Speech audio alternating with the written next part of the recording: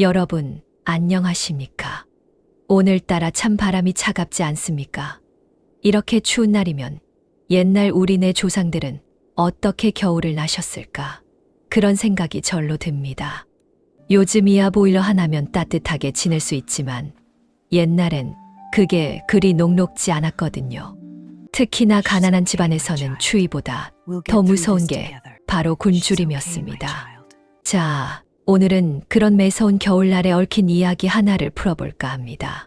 듣다 보면 가슴이 먹먹해지실 수도 있습니다만 끝까지 들어보시면 분명 마음 한편이 따뜻해지실 겁니다. 이야기는 지금으로부터 한 200년도 더 전 조선 후기 강원도 깊은 산골 마을에서 시작됩니다. 그해 겨울은 유난히도 혹독했습니다. 아니, 정확히 말하자면 그해만 그런 게 아니었어요. 벌써 3년째 흉년이 이어지고 있었거든요.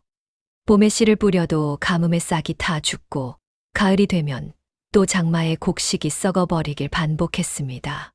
그 마을에 득보라는 사내가 살았습니다. 나이로 치면 35살쯤 됐을 겁니다. 키도 훤칠하고 일손도 야무진 사람이었는데 그런 그에게도 어찌할 도리가 없는 게 바로 이 흉년이었습니다. 아무리 밤낮으로 품팔이를 해도 식구들 입에 풀칠하기가 벅찼거든요. 득보네 집은 7 식구였습니다. 득보와 그의 아내 그리고 3 자식이 있었어요. 마지가 10살, 둘째가 7살, 그리고 막내가 겨우 3살이었습니다. 여기에 칠순을 넘긴 늙은 어머니까지. 그러니 먹여 살려야 할 식구가 7이나 되는 셈이지요. 득보의 아버지는 득보가 20살 때 세상을 떠났습니다. 그러니 어머니 혼자서 득보를 키워낸 겁니다. 양반집도 아니고 가진 것 하나 없는 집안에서 과부가 아들 하나 장가 보내기까지 얼마나 고생이 많으셨겠습니까? 득보는 그런 어머니를 평생 극진히 모셨습니다. 마을에서도 소문난 효자였어요. 그런데 이번 겨울은 정말 달랐습니다. 집안의 쌀독이 바닥을 드러낸 지 벌써 보름이 넘었거든요. 득보가 산에 올라가 나무를 해다 팔아도 그 돈으로 사올 수 있는 건 고작 조한돼 좁쌀 2홉이 고작이었습니다. 그걸로 미음을 쏘면 7 식구가 하루 2끼를 때울 수 있을까 말까 했어요. 아이들은 날마다 배고프다고 울었습니다. 특히 막내 놈이 딱했습니다. 어미 젖을 물고 있어도 젖이 나오지 않으니 그저 빨다 말다 칭얼거리기만 했거든요. 득보의 아내도 제대로 먹질 못하니 젖이 말라버린 겁니다. 아내는 아이를 안고 눈물만 뚝뚝 떨어뜨렸어요.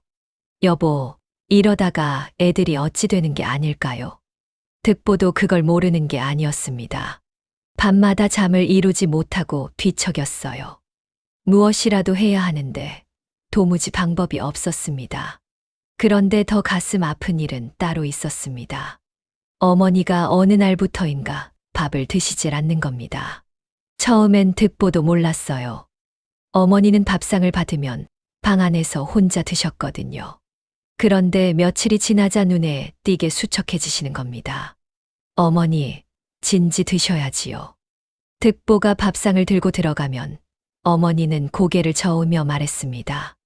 내가 이가 시원찮아서 말이다. 미음만 조금 떠먹으마. 미음도 제대로 드시질 않았습니다. 한 숟가락 떠서 입에 넣으시는 척하다가 득보가 나가면 다시 그릇에 뱉어내셨어요. 그리고는 그 미음을 몰래 손주들 그릇에 덜어주셨습니다. 득보의 아내가 그걸 알아챘습니다. 어머님, 이러시면 안 됩니다.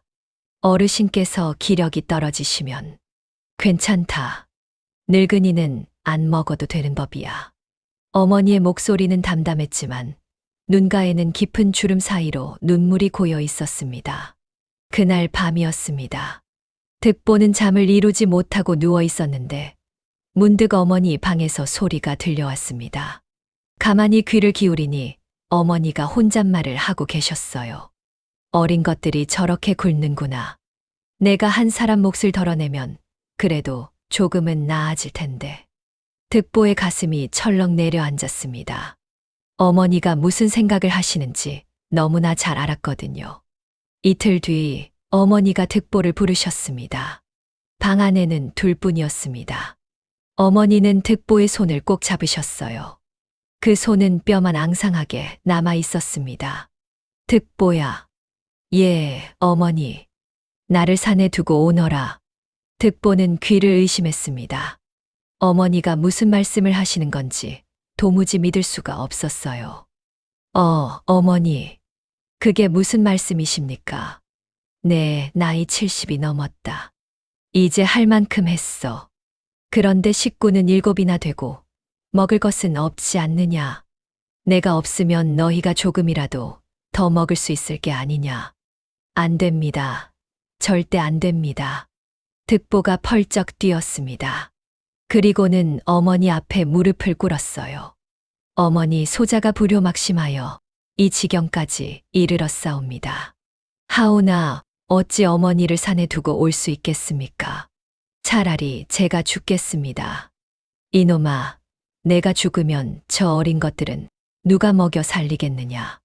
그리고 내 아내는 어쩌고. 어머니의 목소리는 떨렸지만 단호했습니다. 득보야, 어미 말 들어라. 이건 내 탓이 아니다. 세상이 이렇게 된 거지. 내가 잘못한 게 하나도 없어. 득보는 어머니 앞에 엎드려 울기만 했습니다. 밤은 깊어가고 밖에서는 매서운 바람 소리만 쌩쌩 울었습니다. 어머니의 그 말씀을 들은 뒤로 득보는 제대로 잠을 이룰 수가 없었습니다. 밤마다 누워서 천장만 바라보다가 문득 일어나 마당으로 나가곤 했어요. 한겨울 찬바람이 뼛속까지 파고들었지만 그건 아무것도 아니었습니다. 가슴 속에서 타오르는 괴로움에 비하면 말이죠. 득보는 평생을 어머니를 모시고 살았습니다. 아버지가 일찍 돌아가신 뒤 어머니 혼자 힘으로 자신을 키워주셨거든요. 추운 겨울날 밤새 새끼를 꼬아서 시장에 내다 팔고 남의 집 김장을 거들어주고 때로는 품을 팔아가며 아들 하나를 반듯하게 키워내신 분이었습니다. 득보가 장가를 들 때도 그랬어요. 어머니는 평생 모아둔 돈을 털어 아들 혼례를 치러주셨습니다. 그때 어머니가 하신 말씀이 아직도 귀에 생생합니다. 득보야, 이제 내 집안을 꾸렸으니 식구들 잘 돌보고 살아라. 어미는 이것만으로도 충분하다. 그런 어머니를 자신이 산에 버린다. 도저히 있을 수 없는 일이었습니다. 하지만 현실은 냉혹했습니다. 날이 갈수록 집안 형편은 더 나빠졌어요. 득보가 새벽같이 일어나 산으로 나무를 하러 가도 팔아서 받는 돈은 고작 몇 푼에 불과했습니다. 그나마도 나무를 사려는 사람이 없는 날도 많았어요. 모두가 가난한 세상이었으니까요. 어느 날 밤 득보가 또 잠 못 이루고 마당에 나와 있는데 아내가 문을 열고 나왔습니다. 아내도 잠을 이루지 못한 모양이었어요. 여보, 여기 계셨군요. 아내가 조심스럽게 다가왔습니다. 둘은 한동안 말없이 별만 바라보았어요.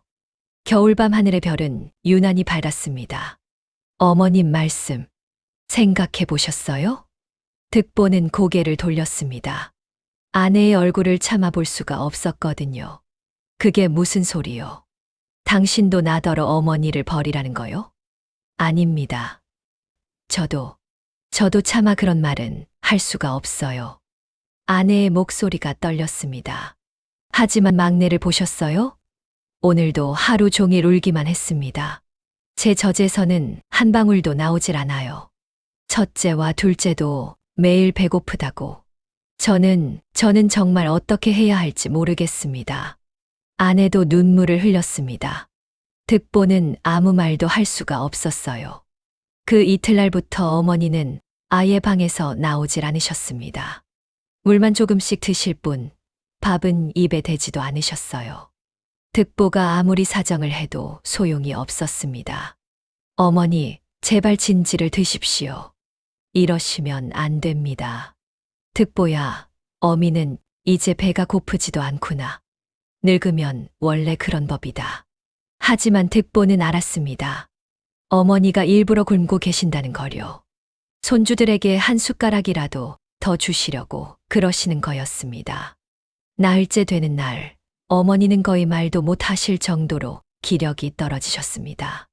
득보가 방에 들어가 보니 어머니는 이불 속에 누워 겨우 숨만 쉬고 계셨어요. 손을 잡아보니 뼈만 앙상하게 남은 손이 얼음장처럼 차가웠습니다. 어머니, 득보가 소리쳤지만 어머니는 눈만 가늘게 뜨셨을 뿐입니다. 득보야, 미안하구나. 어미가 너무 오래 산 게 죄스럽다. 어머니, 그런 말씀 마십시오. 득보는 부엌으로 달려가 미음을 떠왔습니다. 떨리는 손으로 숟가락을 떠서 어머니 입에 갖다 댔지만 어머니는 고개를 돌리셨어요. 일주일이 지났습니다. 어머니는 정말 물만 조금씩 드셨습니다. 눈에 띄게 수척해지셨어요. 원래도 마른 몸이셨는데 이제는 정말 뼈와 가죽만 남은 것 같았습니다. 그리고 그날이 왔습니다. 한낮이었는데 갑자기 안방에서 비명소리가 들렸습니다. 득보가 황급히 달려가 보니 아내가 막내를 안고 울고 있었어요. 여보, 애가 숨을 안 쉬어요. 막내가 처진 채로 아내 품에 안겨 있었습니다. 굶주림으로 기력이 다한 것이었어요. 득보가 급히 아이를 안아 들고 뺨을 두드렸습니다. 얘야, 정신 차려라. 다행히 아이는 가까스로 눈을 떴습니다. 하지만 그 눈빛에는 생기라곤 찾아볼 수가 없었어요. 득보는 그 순간 무언가가 무너지는 것을 느꼈습니다. 그날 밤 득보는 어머니 방 앞에 무릎을 꿇고 앉았습니다. 한참을 그렇게 앉아 있다가 조용히 문을 열었어요. 어머니. 득보냐? 예, 어머니. 무슨 일이냐? 득보는 입술을 깨물었습니다. 목이 메어 차마 말이 나오질 않았거든요. 한참을 그렇게 있다가 겨우 입을 열었습니다. 어머니 뜻대로 하겠습니다. 어둠 속에서 어머니의 한숨 소리가 들렸습니다. 기쁨의 한숨이 아니었습니다. 깊은 슬픔이 담긴 한숨이었어요. 득보야, 고맙다. 그리고 미안하구나. 어머니, 내일 새벽에 가자꾸나. 날이 밝기 전에 득보는 대답 대신 저를 올렸습니다. 머리가 방바닥에 닿을 때마다 눈물이 뚝뚝 떨어졌어요. 그날 밤 득보는 아내에게 말했습니다. 내일 새벽에 어머니를 모시고 산에 갑니다. 아내는 아무 말도 하지 못했습니다. 그저 고개를 끄덕이며 눈물만 흘렸어요. 아이들에게는 말하지 마시오. 할머니께서 잠깐 어디 다녀오신다고만 하시오. 예. 그날 밤 득보는 밤새 잠을 이루지 못했습니다. 마당에 나가 하늘을 보니 별들이 차갑게 빛나고 있었어요. 어디선가 부엉이 우는 소리가 들렸습니다. 이게 옳은 일일까? 득보는 스스로에게 물었습니다. 하지만 대답은 나오지 않았어요. 새벽이 밝아오기 시작했습니다. 동쪽 하늘이 희끄무레하게 밝아올 때 득보는 지게를 짊어지고 어머니 방으로 갔습니다. 어머니는 벌써 일어나 앉아 계셨어요. 깨끗하게 머리를 빗으시고 제일 좋은 옷으로 갈아입으셨습니다. 어머니, 가자꾸나, 득보야. 득보가 어머니를 업으려 하자 어머니가 손을 저었습니다. 지게에 태워다오. 그게 편하겠다. 득보는 지게에 짚을 깔고 그 위에 어머니를 조심스럽게 앉혔습니다. 어머니의 몸은 너무나 가벼웠어요. 마치 새 한 마리를 지는 것 같았습니다. 마당으로 나오니 아내가 아이들을 방 안에 둔 채 마루에 서 있었습니다. 눈물을 글썽이며 어머니께 절을 올렸어요. 어머님, 잘 다녀오십시오. 어머니는 고개를 끄덕이셨습니다. 그리고 작은 목소리로 말씀하셨어요. 애들 잘 돌보거라. 특히 막내는 조심해서 먹여야 한다. 예, 어머님. 득보가 지게를 짊어지고 대문을 나섰습니다. 뒤돌아보니 아내가 마루에 주저앉아 소리 없이 울고 있었어요. 방 안에서는 아이들이 자는 모양이었습니다. 아무것도 모르는 채로 득보는 고개를 돌려 앞만 보고 걸었습니다. 눈이 소복이 쌓인 산길로 한 걸음 한 걸음 나아갔어요. 등 뒤에서 어머니의 가쁜 숨소리가 들렸습니다. 해는 아직 뜨지 않았습니다. 어둠 속에서 득보는 묵묵히 걸어갔어요. 눈물이 흘렀지만 그것도 이내 얼어붙었습니다. 산길은 험했습니다. 눈이 무릎까지 쌓여 있어서 득보는 한 걸음 내디딜 때마다 온 힘을 다해야 했어요. 지게 위에 앉으신 어머니의 무게는 깃털처럼 가벼웠지만 득보의 발걸음은 천근만근 무거웠습니다. 해가 떠올랐습니다. 새하얀 눈밭 위로 햇살이 부서지며 눈부시게 빛났어요. 평소 같으면 아름답다고 생각했을 풍경이었지만 지금 득보의 눈에는 아무것도 들어오지 않았습니다. 득보야. 한참을 걷고 나서야 어머니가 처음으로 입을 여셨습니다. 예, 어머니. 힘들지 않느냐? 아닙니다. 괜찮습니다. 거짓말이었습니다. 득보는 이미 땀으로 범벅이 되어 있었거든요. 하지만 그런 건 중요하지 않았어요. 득보야, 내가 3살 적에 말이다. 어머니가 불쑥 옛날 이야기를 꺼내셨습니다. 그해 겨울도 참 추웠단다. 내 아버지가 산에 나무하러 갔다가 그만 다리를 다쳐서 누워 계셨지. 집에는 먹을 게 하나도 없었어. 득보는 걸음을 멈추지 않고 들었습니다. 그때 너를 업고 한 20리는 되는 길을 걸어서 부잣집에 품을 팔러 갔단다. 그 집 마님이 불쌍히 여겨서 냉밥 한 그릇을 주셨는데 얼마나 고마웠는지 모른다.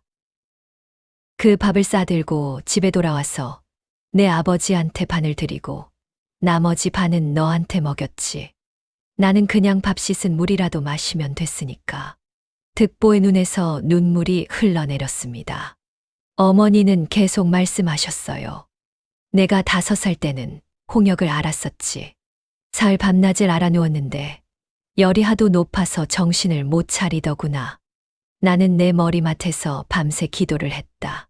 부처님께도 빌고 산신령님께도 빌고 어머니의 목소리가 잠시 멈췄습니다. 그때 내가 빌었단다. 우리 득보만 살려주신다면 내 목숨 10년을 깎아가셔도 좋다고. 그랬더니 넌 깨어났지. 그게 얼마나 다행이었는지 모른다. 득보는 더 이상 참을 수가 없었습니다.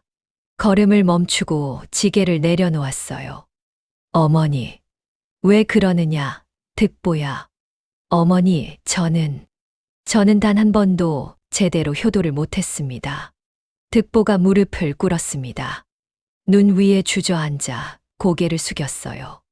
어머니께서 저를 그렇게 키우셨는데 저는 어머니를 이렇게. 얘야. 어머니가 지게에서 내려오려 하셨습니다. 득보가 황급히 일어나 부축했어요. 어머니는 득보의 얼굴을 2 손으로 감싸 주셨습니다.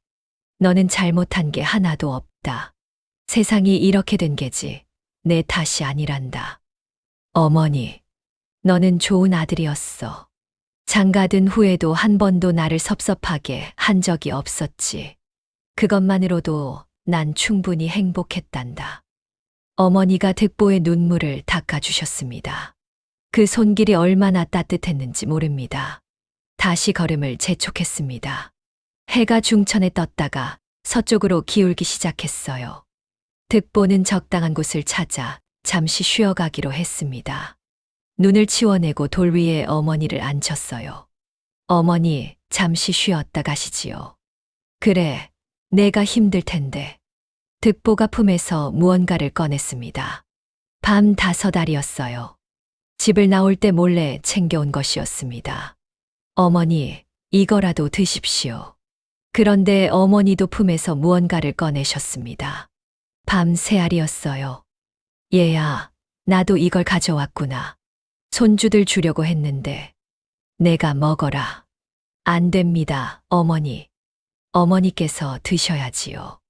아니다. 넌 아직 갈 길이 멀잖느냐. 힘을 내야지. 모자는 한참을 서로 밤을 권했습니다.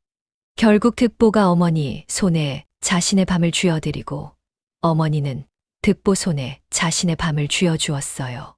그렇게 서로의 밤을 바꿔준 채 둘은 한참을 말없이 앉아 있었습니다. 득보야, 예, 어머니. 내가 나를 버리는 게 아니란다. 내가 너를 살리는 거야. 손주들을 살리는 거고. 그러니 너무 괴로워하지 마라. 득보는 고개를 떨궜습니다. 어머니가 계속 말씀하셨어요. 사람이 살다 보면 어쩔 수 없는 일이 있는 법이다. 내가 조금 일찍 가는 것뿐이지 어차피 갈 길 아니냐. 어머니, 너는 앞으로 잘 살아야 한다. 아이들 잘 키우고 내 아내한테 잘하고 그리고 언젠가 세상이 나아지면 가끔 날 생각해다오. 득보는 대답 대신 눈물만 흘렸습니다. 해가 완전히 넘어가기 전에 득보는 근처에서 잘 곳을 찾았습니다. 눈을 피할 수 있는 바위 밑이었어요. 그곳에 어머니를 모시고 자신은 조금 떨어진 곳에 자리를 잡았습니다. 밤이 깊었습니다. 득보는 잠을 이룰 수가 없었어요. 어머니 계신 쪽을 바라보니 어머니도 주무시지 못하고 앉아 계셨습니다. 달빛 아래 어머니의 뒷모습이 너무나 작고 외로워 보였어요. 둘째 날도 그렇게 지나갔습니다. 득보는 더 깊은 산으로 걸어갔어요. 가끔 어머니가 옛날 이야기를 들려주셨습니다. 득보가 어렸을 때 일, 아버지와 함께 살던 시절 이야기, 처음 득보를 품에 안았을 때의 감격. 득보는 그 이야기들을 하나하나 가슴에 새겼습니다. 잊지 않으려고 애썼어요. 셋째 날 아침이 밝았습니다. 하늘에 먹구름이 잔뜩 끼어 있었어요. 곧 눈이 올 것 같았습니다. 어머니, 오늘은 서둘러야겠습니다. 그래, 그러자꾸나. 득보는 더욱 깊은 산속으로 들어갔습니다. 사람의 발길이 닿지 않은 곳, 그런 곳을 찾아야 했거든요. 오후가 되자 정말로 눈이 내리기 시작했습니다. 처음에는 가늘게 내리더니 점점 굵어지고 새차졌어요. 바람도 거세게 불기 시작했습니다. 득보야, 저기 바위가 보이느냐? 어머니가 앞쪽을 가리키셨습니다. 큰 바위가 병풍처럼 서 있고 그 밑에 눈을 피할 만한 공간이 있었어요. 저기가 좋겠구나. 어머니의 목소리는 담담했습니다. 득보의 가슴은 무너져 내렸어요. 드디어 그곳에 도착했습니다. 눈보라가 세차게 몰아치고 있었습니다. 득보는 지게를 내려놓고 어머니를 조심스럽게 부축해드렸어요. 이제 정말로 이별의 시간이 다가오고 있었습니다. 바위 앞에 섰을 때 득보의 다리가 후들거렸습니다. 이제 정말로 어머니를 이곳에 두고 가야 한다는 사실이 실감났거든요. 눈보라는 점점 더 거세게 몰아쳤습니다. 어머니, 잠깐만 기다리십시오. 득보는 바위 밑 공간에 눈을 치우기 시작했습니다. 맨손으로 눈을 파내고 또 파냈어요. 손이 시려서 감각이 없어졌지만 멈출 수가 없었습니다. 조금이라도 더 따뜻한 곳을 만들어드려야 했으니까요. 눈을 다 치우고 나서 득보는 주변에서 솔가지를 꺾어왔습니다. 바닥에 두껍게 깔아서 자리를 만들었어요. 그러고도 모자란 것 같아서 자신이 입고 있던 것 옷까지 벗어 깔았습니다. 득보야, 내가 추울 텐데. 괜찮습니다, 어머니. 저는 내려가면 되니까요. 득보가 어머니를 조심스럽게 부축해서 그 자리에 앉혔습니다. 어머니는 바위에 등을 기대고 앉으셨어요. 눈보라를 막아줄 수 있는 곳이었습니다. 득보야, 이제 됐다. 예, 어머니. 득보는 어머니 앞에 무릎을 꿇었습니다. 어머니는 품속에서 무언가를 꺼내셨어요. 작은 보자기였습니다. 이걸 받아라. 보자기를 풀어보니 안에 낡은 천 조각이 하나 들어 있었습니다. 득보가 그걸 펼쳐보니 아주 작은 옷이었어요. 이건 내 베넷저고리다. 어머니가 말씀하셨습니다. 내가 세상에 태어나던 날 처음 입혔던 옷이란다. 그때가 참 기뻤지. 건강한 사내아이를 낳았으니까. 득보는 그 작은 옷을 손에 쥐고 말없이 눈물을 흘렸습니다. 힘들 때마다 그걸 보거라. 그러면 어미 생각이 날 거 아니냐. 그리고 기억해라. 내가 이 세상에 태어난 건 축복이었단다. 어머니, 어머니는 다시 품속을 뒤지셨습니다. 이번에는 더 작은 보자기를 꺼내셨어요. 안에는 손가락만 한 돌멩이가 하나 들어 있었습니다. 이게 뭔지 아느냐? 득보는 고개를 저었습니다. 내가 돌잔치 때 말이다. 한창 뒤뚱뒤뚱 걷기 시작할 무렵이었지. 마당에서 놀다가 그만 이 돌에 걸려 넘어졌단다. 이마를 다쳐서 피가 났었어. 어머니가 득보의 이마를 쓰다듬으셨습니다. 득보는 어렴풋이 기억이 났어요. 이마에 남은 작은 흉터를 말이죠. 그날 내가 얼마나 놀랐는지 모른다. 내가 울음을 터뜨리는데 가슴이 찢어지는 것 같더구나. 상처를 씻기고 약을 발라주면서 나는 이 돌을 주었단다. 왜 그러셨습니까? 이 돌이 우리 득보를 다치게 했으니 내가 간직하고 있어야겠다고 생각했지. 그래서 평생 품고 살았단다. 득보는 그 작은 돌을 손에 쥐었습니다. 어머니가 평생 이걸 품고 사셨다니 가슴이 미어지는 것 같았어요. 득보야.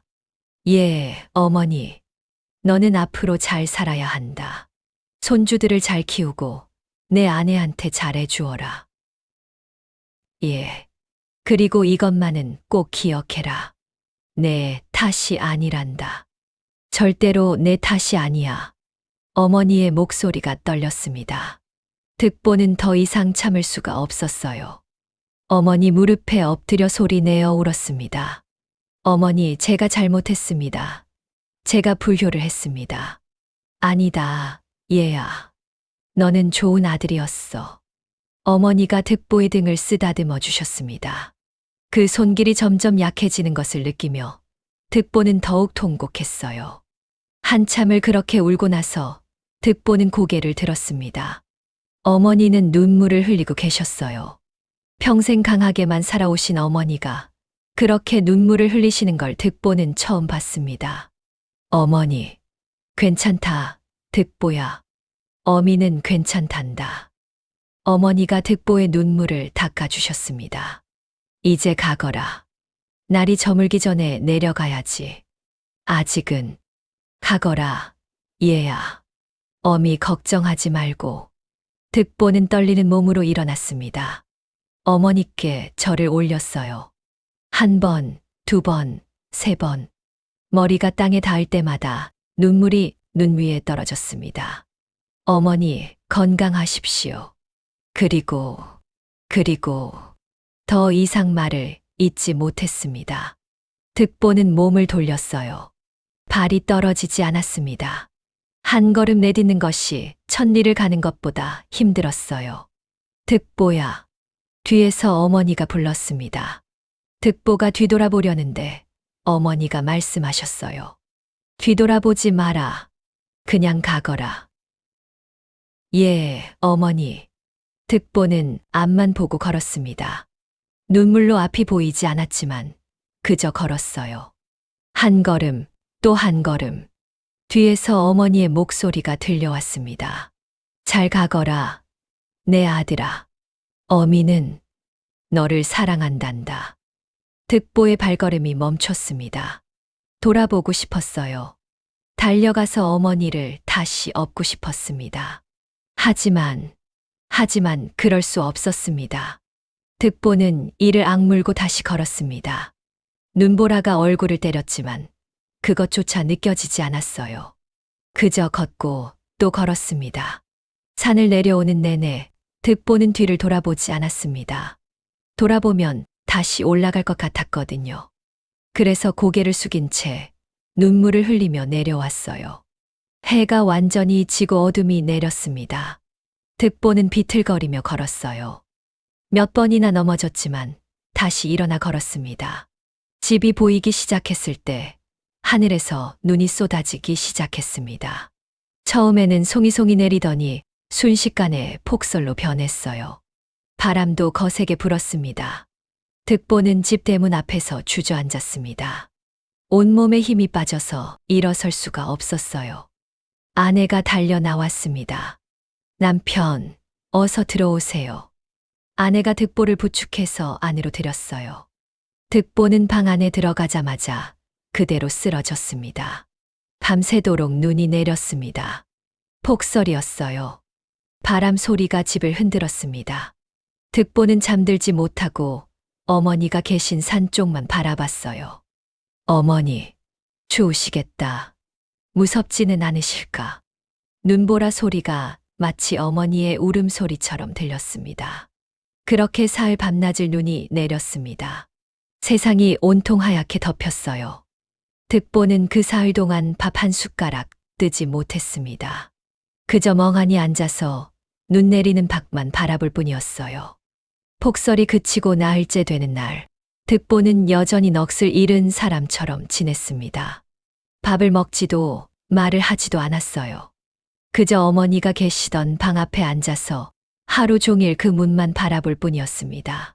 아내가 걱정스러운 얼굴로 다가왔습니다. 여보, 이러시면 안 됩니다. 조금이라도 드셔야지요. 득보는 대답이 없었습니다. 아내가 떠다 준 밥그릇도 그대로 식어버렸어요. 아이들은 무슨 일인지 몰랐지만 아버지의 모습에 겁을 먹은 듯 조용히 지냈습니다. 마지가 조심스럽게 다가와 물었어요.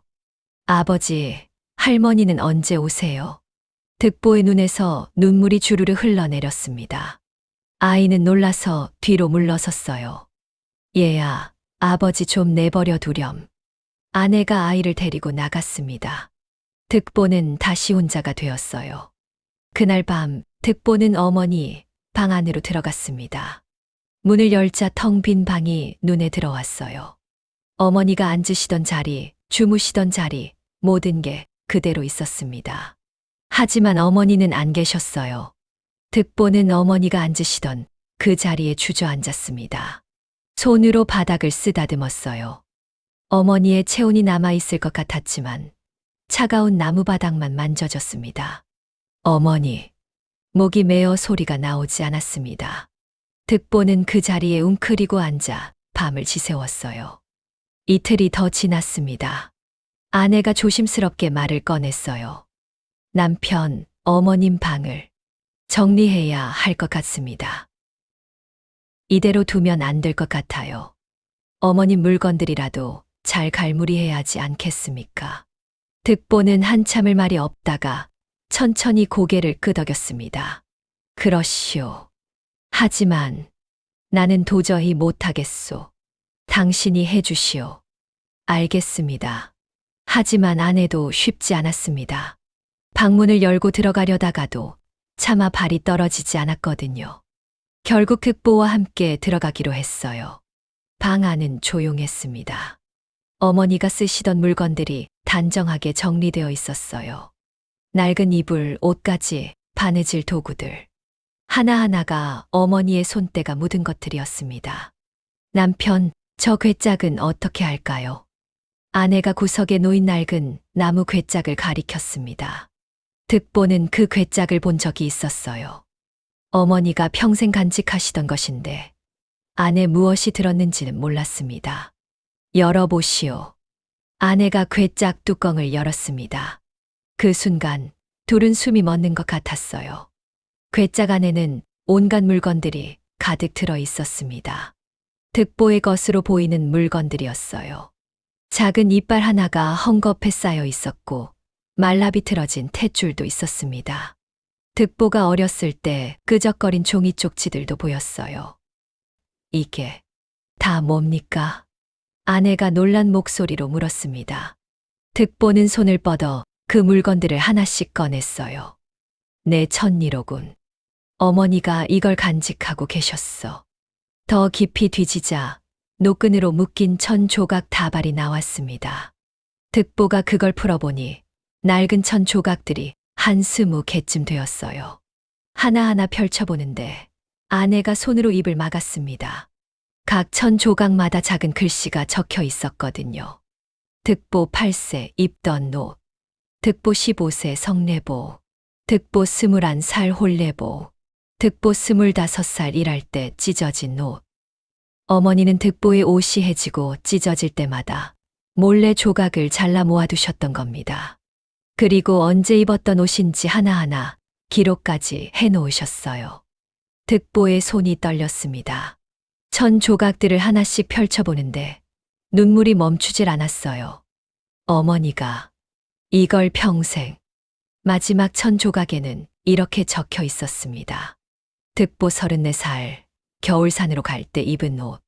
득보는 그 글씨를 보는 순간 무언가가 가슴을 찌르는 것 같았습니다. 산으로 가기 전날 밤 어머니가 자신의 옷을 만지작거리시던 게 생각났어요. 그때 몰래 조각을 잘라두셨던 겁니다. 어머니, 득보가 천 조각을 꼭 쥐고 통곡했습니다. 아내도 옆에서 소리 없이 눈물을 흘렸어요. 한참을 그렇게 울고 나서 득보는 궤짝 바닥에 접힌 종이 하나가 있는 걸 발견했습니다. 조심스럽게 꺼내서 펼쳐보니 어머니의 손글씨였어요. 내 아들 득보야. 이 글을 읽는다면 어미는 이미 이 세상 사람이 아니겠구나. 너무 슬퍼하지 마라. 어미는 행복했단다.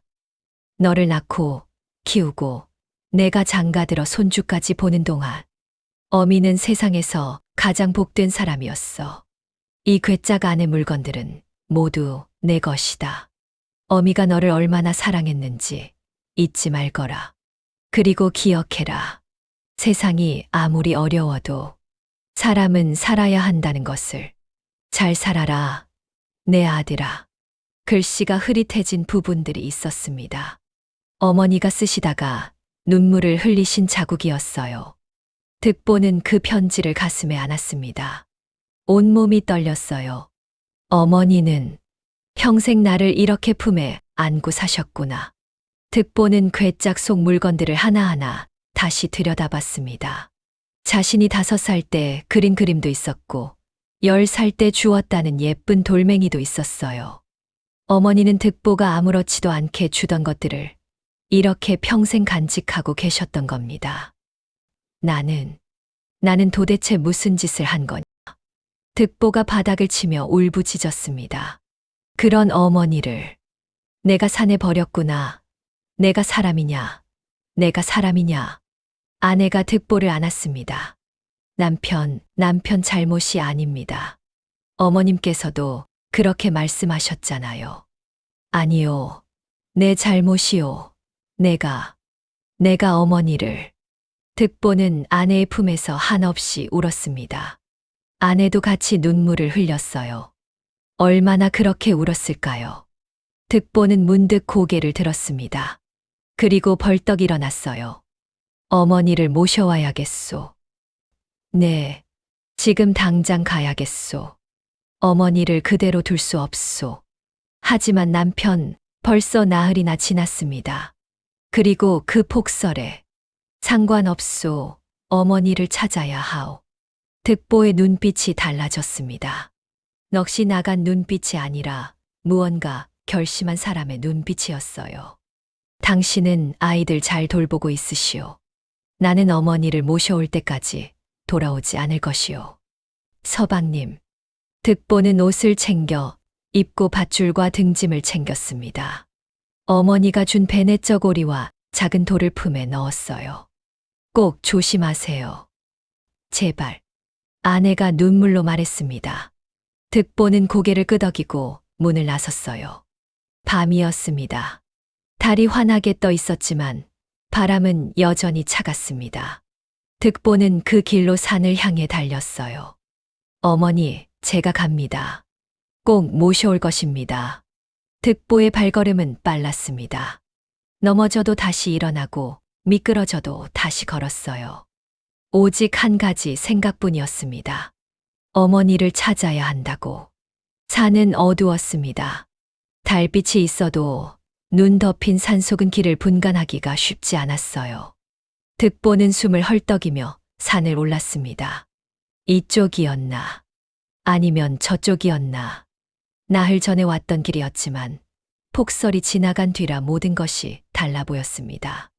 나무들은 온통 눈에 덮여 있었고 익숙했던 길도 눈 속에 파묻혀 보이지 않았어요. 득보는 기억을 더듬어가며 걸었습니다. 큰 바위가 있었고 그 옆에 쓰러진 나무가 있었어요. 분명 그 근처였습니다. 어머니, 어머니! 득보가 소리쳤습니다. 하지만 메아리만 돌아올 뿐 대답은 없었어요. 한 시즌쯤 올라갔을까요? 갑자기 바람이 거세게 불기 시작했습니다. 구름이 달을 가리더니 다시 눈이 내리기 시작했어요. 안 돼. 지금은 안 돼. 득보는 더 빨리 걸었습니다. 하지만 눈은 점점 더 세차게 내렸고 바람도 더 강해졌어요. 앞이 보이지 않을 정도였습니다. 득보는 나무를 붙잡고 숨을 돌렸습니다. 온몸이 얼어붙는 것 같았어요. 손과 발의 감각이 사라졌습니다. 이래선 안 돼. 길을 찾아야 해. 하지만 사방이 온통 하얗기만 했습니다. 어디가 어딘지, 어느 쪽으로 가야 할지 도무지 알 수가 없었어요. 득보는 계속 걸었습니다. 넘어지고 또 넘어지면서도 일어나 걸었어요. 하지만 같은 곳만 빙빙 도는 것 같았습니다. 어머니가 어디 계신지. 점점 몸이 무거워졌습니다. 다리에 힘이 풀려서 제대로 걷기가 힘들었어요. 득보는 그만 눈 속에 쓰러지고 말았습니다. 일어나야 해. 일어나야 한다고. 하지만 몸이 말을 듣지 않았습니다. 추위가 뼛속까지 파고들었어요. 의식이 희미해졌습니다. 그때 득보의 손이 품속 무언가를 만졌습니다. 어머니가 주신 베네 저고리였어요. 득보는 그걸 꺼내 손에 쥐었습니다. 아니다. 여기서 죽을 순 없어. 어머니를 찾아야 한다.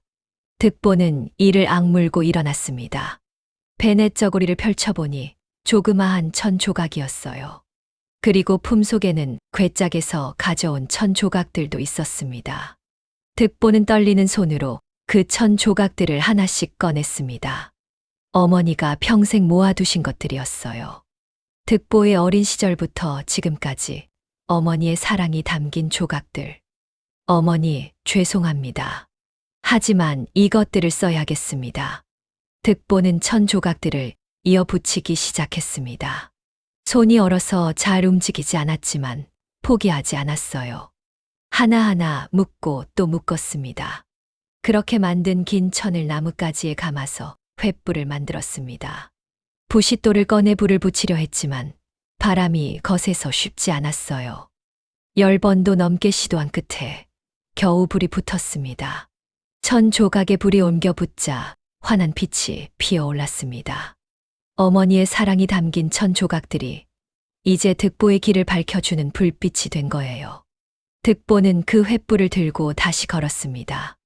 불빛이 눈보라 속을 비췄어요. 조금 더 앞이 보이기 시작했습니다. 저 바위. 득보의 눈에 익숙한 바위가 보였습니다. 병풍처럼 서 있는 큰 바위. 어머니를 모셨던 그곳이었어요. 득보는 있는 힘을 다해 달렸습니다. 넘어져도 일어나고 미끄러져도 다시 달렸어요. 횃불을 높이 들고 소리쳤습니다. 어머니, 제가 왔습니다. 어머니. 바위 앞에 도착했습니다. 득보는 바위 밑 공간으로 달려 들어갔어요. 하지만 그곳은 비어 있었습니다. 득보가 깔아드렸던 솔가지는 그대로 있었습니다. 자신이 벗어드렸던 옷도 단정하게 개켜져 있었어요. 하지만 어머니는 안 계셨습니다. 어머니. 득보가 주변을 살펴봤습니다. 눈을 헤치며 이곳저곳을 찾아봤지만 어머니는 보이지 않았어요. 그때 득보의 눈에 무언가가 들어왔습니다. 바위 옆 나무 껍질에 글씨가 새겨져 있었어요. 득보가 횃불을 가까이 대고 보니 어머니의 글씨였습니다. 득보야, 어미는 이만 간다. 내 탓이 아니다. 잘 살아라. 득보의 손이 떨렸습니다. 글씨를 손으로 쓰다듬었어요. 어머니가 마지막 힘을 다해 새기신 글씨였습니다. 어머니, 어디 가셨습니까? 어머니. 득보가 주저앉았습니다. 그때 눈 속에서 뭔가 반짝이는 게 보였어요. 득보가 눈을 헤치자 작은 주머니가 나왔습니다. 주머니를 열어보니 안에 은비녀 하나가 들어 있었습니다. 낡았지만 정성스럽게 닦아놓은 비녀였어요. 득보는 그 비녀를 알아봤습니다. 아버지가 어머니께 혼례 때 선물하신 비녀였어요. 어머니는 그걸 평생 간직하셨습니다. 제일 아끼시는 물건이었어요. 득보는 비녀를 꼭 쥐었습니다. 그리고 하늘을 향해 울부짖었어요. 어머니, 목이 찢어지는 듯한 외침이었습니다. 산 전체가 울릴 만큼 큰 소리였어요. 하지만 돌아오는 건 메아리뿐이었습니다. 득보는 그 자리에 무릎을 꿇었습니다. 나무 껍질에 새겨진 글씨 앞에서 밤새도록 통곡했어요. 눈은 계속 내렸습니다. 득보의 어깨 위에, 머리 위에 눈이 쌓였어요. 하지만 득보는 움직이지 않았습니다. 그저 그 자리에서 울기만 했어요. 어머니, 제가 잘못했습니다. 제가 불효를 했습니다. 다시 한 번만 어머니를 뵐 수 있다면. 하지만 어머니는 없었습니다. 차가운 바람만 불어올 뿐이었어요. 동쪽 하늘이 밝아오기 시작했습니다. 긴긴 겨울밤이 지나가고 있었어요. 득보는 여전히 그 자리에 앉아 있었습니다. 해가 떠올랐습니다. 눈 덮인 산이 햇살을 받아 반짝였어요. 아름다운 풍경이었지만 득보의 눈에는 아무것도 보이지 않았습니다. 득보는 천천히 일어났습니다. 어머니가 남기신 옷을 가슴에 안았어요. 은비녀를 품속 깊이 넣었습니다. 어머니 소자가 제대로 모시지 못했습니다. 하지만 약속드립니다. 잘 살겠습니다. 어머니 말씀대로 손주들 잘 키우고 아내한테 잘하며 살겠습니다. 득보가 나무 껍질 앞에 절을 올렸습니다. 한 번, 두 번, 세 번. 머리가 땅에 닿을 때마다 눈물이 얼어붙은 땅 위에 떨어졌어요. 어머니, 편히 쉬십시오. 소자는 어머니를 평생 잊지 않겠습니다. 득보는 마지막으로 한 번 더 주변을 둘러봤습니다. 혹시 어머니의 흔적이 더 있지 않을까 해서였어요. 하지만 눈만 소복이 쌓여 있을 뿐이었습니다. 득보는 천천히 산을 내려오기 시작했습니다. 올라올 때와는 달리 발걸음이 무거웠어요. 뒤를 돌아볼 때마다 저 바위가 보였습니다. 어머니가 마지막으로 계셨던 곳.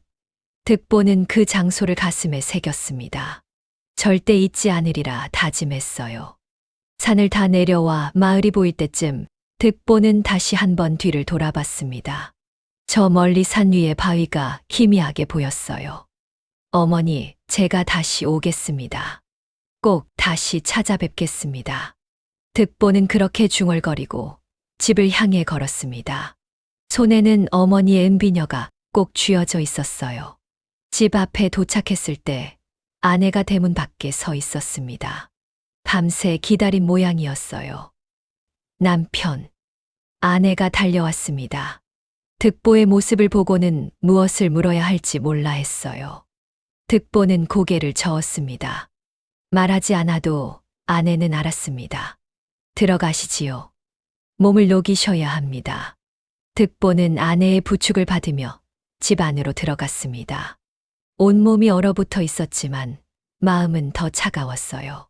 방 안에 앉아서 득보는 품에서 은비녀를 꺼냈습니다. 그걸 보며 또 눈물이 흘렀어요. 이게 어머니께서 남기신 마지막입니다. 아내도 비녀를 보며 눈물을 흘렸습니다.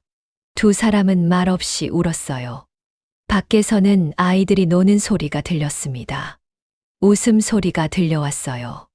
득보는 그 소리를 들으며 생각했습니다. 어머니께서 원하신 게 저것이었구나. 저 아이들의 웃음소리. 득보는 눈을 감았습니다. 어머니의 얼굴이 떠올랐어요. 미소 짓고 계시는 어머니의 모습이었습니다. 그 겨울은 참으로 길었습니다. 득보는 매일 어머니가 남기신 은비녀를 꺼내보며 하루하루를 보냈어요. 비녀를 보고 있으면 어머니의 목소리가 들리는 것 같았습니다. 잘 살아라, 득보야. 아이들은 조금씩 기운을 차렸습니다. 막내도 다시 웃기 시작했어요. 집안 형편도 조금씩 나아졌습니다. 흉년이 조금씩 끝나가는 기미가 보였거든요. 득보는 어머니의 은비녀를 팔까 고민했습니다. 그 돈이면 쌀을 살 수 있을 테니까요. 하지만 쉽게 결정할 수 없었어요. 어머니의 마지막 선물이었으니까요. 어느 날 밤 득보는 꿈을 꾸었습니다. 어머니가 나타나셨어요. 득보야, 그 비녀는 너희를 살리라고 남긴 거란다. 쓰거라. 꿈에서 깬 득보는 결심했습니다. 다음 날 장에 나가 은비녀를 팔았어요. 상인이 비녀를 보더니 제법 좋은 값을 쳐줬습니다. 그 돈으로 득보는 쌀을 샀습니다. 한 말은 되었어요. 집에 돌아와서 쌀을 내려놓는데 가슴이 먹먹했습니다. 어머니, 이 쌀이 어머니의 마지막 선물입니다. 그런데 득보는 그 쌀로 밥을 짓지 않았습니다. 대신 매일 아침 한 그릇씩 밥을 지어서 어머니가 계신 산 쪽을 향해 정성스럽게 차려놓았어요. 어머니, 진지 드십시오. 아내가 처음에는 안타까워했습니다. 남편, 그 쌀은 우리가 먹으라고 어머님께서 남기신 건데. 알고 있소. 하지만 어머니께 먼저 드려야 하오. 그게 도리 아니겠소. 아내는 더 이상 말리지 않았습니다. 오히려 함께 절을 올렸어요. 그렇게 한 달이 지났습니다. 어느 날 이웃 영감이 찾아왔어요. 득보, 자네 요즘 매일 아침 산을 향해 밥을 차리던데 무슨 일인가? 예, 어머니께 드리는 겁니다. 그런가? 효자로구먼. 영감이 고개를 끄덕이더니 품에서 쌀 한 되를 꺼냈습니다. 이걸 받게. 우리 집도 형편이 나아졌네. 자네 어머니께 효도하는 모습을 보니 나도 우리 어미 생각이 나더군. 그 후로 마을 사람들이 하나둘씩 쌀을 가져다 줬습니다. 모두 조금씩이었지만 마음이 담긴 것들이었어요. 득본의 효성에 우리도 감동받았네. 힘든 세상이지만 사람의 도리는 지켜야지. 득본은 고개 숙여 감사했습니다. 사람들의 마음씨가 얼마나 따뜻한지 새삼 깨달았어요. 겨울이 지나고 봄이 왔습니다. 눈이 녹기 시작했어요. 산에 파릇파릇 새순이 돋아났습니다. 득보는 어느 날 아내에게 말했습니다. 산에 다녀오겠소. 어머님 계신 곳으로요? 예. 이제 눈이 녹았으니 어머니를 위해 무덤이라도 만들어 드려야지요. 득보는 삽과 곡괭이를 챙겨 산으로 올라갔습니다. 봄 햇살이 따뜻했어요. 겨울과는 전혀 다른 산의 모습이었습니다. 어머니를 모셨던 그 바위를 찾아갔습니다. 나무 껍질에 새긴 글씨는 그대로 남아 있었어요. 득보는 그 앞에 무릎을 꿇고 절을 올렸습니다. 어머니, 소자가 왔습니다. 득보는 바위 옆에 작은 무덤을 만들기 시작했습니다. 어머니의 몸은 찾지 못했지만 마음이라도 묻어드리고 싶었거든요. 흙을 파고 돌을 쌓았어요. 땀을 흘리며 정성껏 만들었습니다. 해가 지기 전에 작은 무덤이 완성되었어요. 무덤 앞에 득보는 어머니가 남기신 옷을 묻었습니다. 그리고 돌을 하나 세워서 글씨를 새겼어요. 효부 김씨 지묘. 간단한 글씨였지만 득보의 마음이 담겨 있었습니다. 어머니, 이제 편히 쉬십시오. 소자가 매년 찾아뵙겠습니다. 그 후로 득보는 매년 봄이 되면 그 산을 찾아갔습니다. 무덤에 풀을 뜯고 돌을 다시 쌓았어요. 어머니께 절을 올리고 한참을 그 자리에 앉아 있곤 했습니다. 마을 사람들은 그 산을 득본의 어머니 산이라고 부르기 시작했어요. 나중에는 그냥 어머니 산이 되었습니다. 세월이 흘렀습니다. 득보의 아이들이 자라서 장가를 들고 손주가 태어났어요. 득보도 어느덧 머리가 희끗희끗해졌습니다. 어느 봄날 득보는 손주들을 데리고 산에 올라갔습니다. 제일 큰 손주가 10살쯤 되었을 때였어요. 할아버지, 여기가 증조할머니 묘예요? 그렇단다. 증조할머니는 어떤 분이셨어요? 득보는 무덤 앞에 앉았습니다. 손주들도 옆에 앉았어요. 득보는 천천히 이야기를 시작했습니다. 너희 증조할머니는 세상에서 가장 훌륭한 분이셨단다. 득보는 어머니의 이야기를 들려줬습니다. 자신을 어떻게 키우셨는지, 얼마나 희생하셨는지. 하지만 마지막 겨울 이야기는 하지 않았어요. 손주들이 아직 어렸으니까요. 할아버지는 효자셨어요? 손주의 물음에 득보는 쓸쓸히 웃었습니다. 아니란다. 할아버지는 효자가 아니었어. 어머니 곁에 계실 때는 제대로 섬기지 못했단다. 그럼 왜 매년 여기 오세요? 그게 말이다. 득보는 하늘을 올려다봤습니다. 파란 하늘에 흰 구름이 떠 있었어요. 효는 말이다. 함께 있을 때 하는 게 아니란다. 헤어지고 나서야 깨닫는 거지. 그때는 이미 늦었지만 말이야. 무슨 뜻이에요? 너희는 할아버지처럼 살지 마라. 부모님 곁에 계실 때 잘하거라. 나중에 후회하지 말고. 손주들은 고개를 끄덕였습니다. 잘 이해했는지는 모르겠지만 진지한 표정이었어요. 득보는 손주들과 함께 무덤에 절을 올렸습니다. 그리고 한참을 그 자리에 앉아 있었어요. 바람이 불었습니다. 나무잎이 살랑거렸어요. 득보는 그 바람 소리에서 어머니의 목소리를 들었습니다. 잘 살았구나, 득보야. 손주들도 무럭무럭 자라고. 예, 어머니. 덕분입니다. 득보는 작은 소리로 대답했습니다. 해가 기울기 시작했습니다. 득보는 손주들을 데리고 산을 내려왔어요. 손주들의 손을 잡고 걸으며 득보는 생각했습니다. 어머니, 이제야 조금 알 것 같습니다. 어머니께서 그때 무슨 마음이셨는지. 득보도 이제 할아버지가 되었습니다. 손주들을 보면 가슴이 미어지게 사랑스러웠어요.